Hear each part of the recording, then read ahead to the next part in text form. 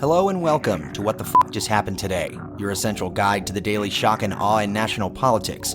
I'm Joe Amditis. Let's get to it. It's Wednesday, March 9th, 2021. Welcome to day 414. The Pentagon rejected Poland's offer to transfer its MiG-29 fighter jets to the U.S. for delivery to Ukraine, saying, quote, "We do not believe Poland's proposal is a tenable one," end quote, due to the fact that there are a range of logistical operational challenges that would come with delivering the warplanes. U.S. officials added that they were blindsided and not consulted by the Polish government ahead of the public proposal, which attempted to shift the responsibility for delivering the aircraft. Russia's defense ministry warned on Sunday that any country supporting Ukraine's air force would be considered a participant in the conflict.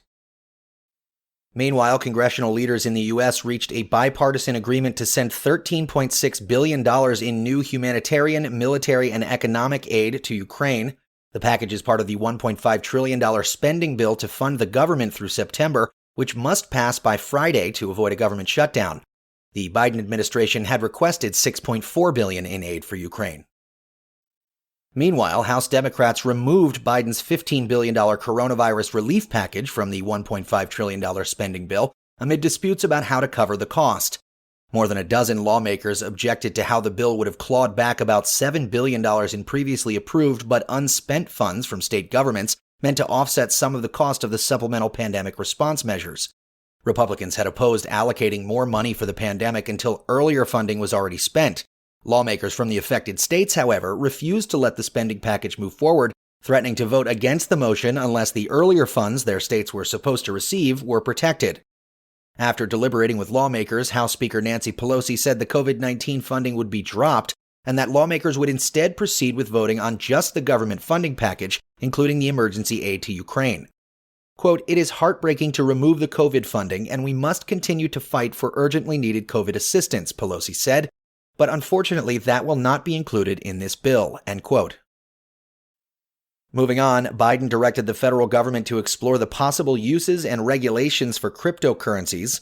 The executive order instructs federal agencies to produce a series of reports to better understand the risks and opportunities presented by digital currencies, including the impact on financial stability and the climate.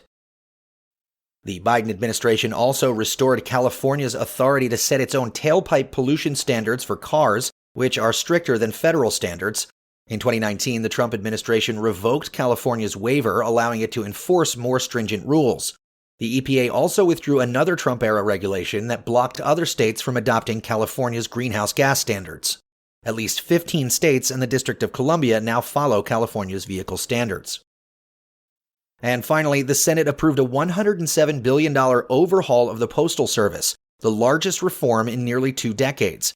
The Postal Service Reform Act requires retired Postal Service employees to enroll in Medicare. It also imposes new transparency standards and repeals a requirement to pre-fund retirement benefits 75 years in advance. The bill passed with bipartisan support and now heads to Biden's desk to be signed. That's all for now. You can find the links and sources for all of these stories on the main website. And as always, visit whatthefjusthappenedtoday.com for the latest news and headlines. Until next time, I'm Joe Amditis.